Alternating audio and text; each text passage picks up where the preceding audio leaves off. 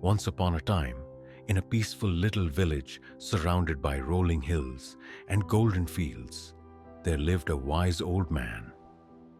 He was known far and wide, not just for the knowledge he carried in his mind, but for the warmth and humor he carried in his heart.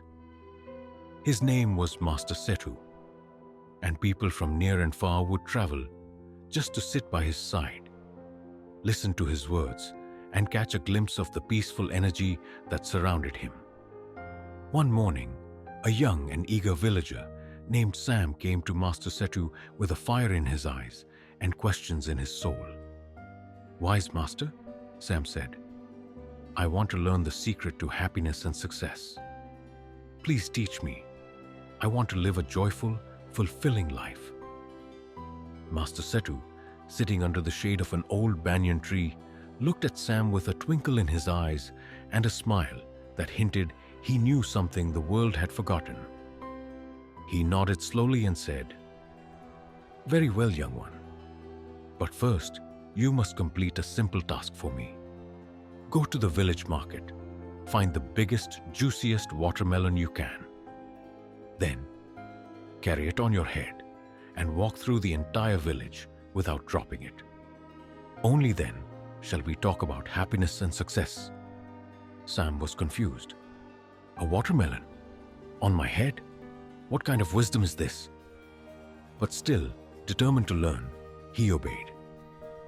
He went to the bustling market, searched carefully, and picked the biggest, roundest, ripest watermelon he could find. Carefully balancing it on his head, he began walking through the narrow, crowded streets of the village. People stopped to stare. Some laughed out loud. Children ran after him, giggling and making silly faces. Elderly women clapped as if enjoying a festive show. Someone even shouted, "Look, it's the watermelon warrior." At first, Sam felt embarrassed and uncomfortable. But then something shifted. He smiled. He started laughing along with the crowd. He even struck a silly pose at one corner just to make the children laugh harder.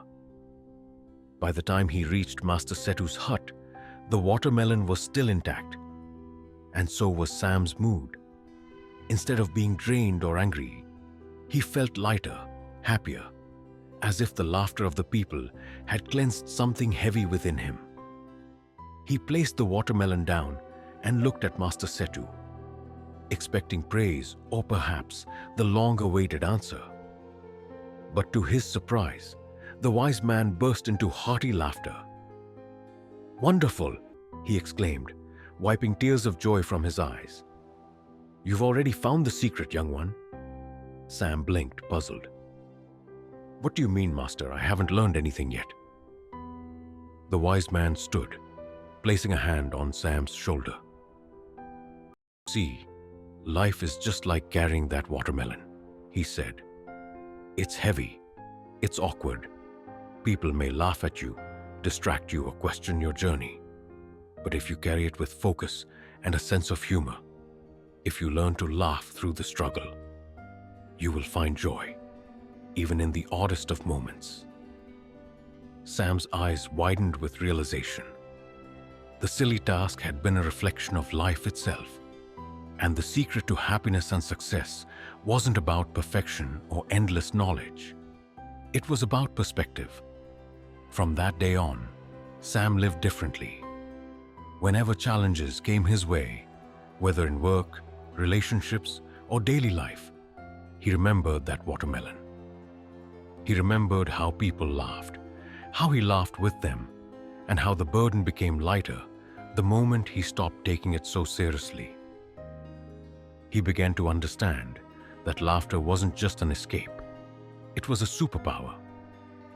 He would often tell people, "When life puts a heavy load on your head, balance it, but don't forget to smile. Laugh when it's hard. Laugh when it's ridiculous. Because happiness doesn't wait for perfect moments. It's created in the middle of the mess." And so, years later, people didn't just remember Sam as the student of the wise man. They remembered him as the man who taught others to smile through the storms, a lesson he once learned from a watermelon walk.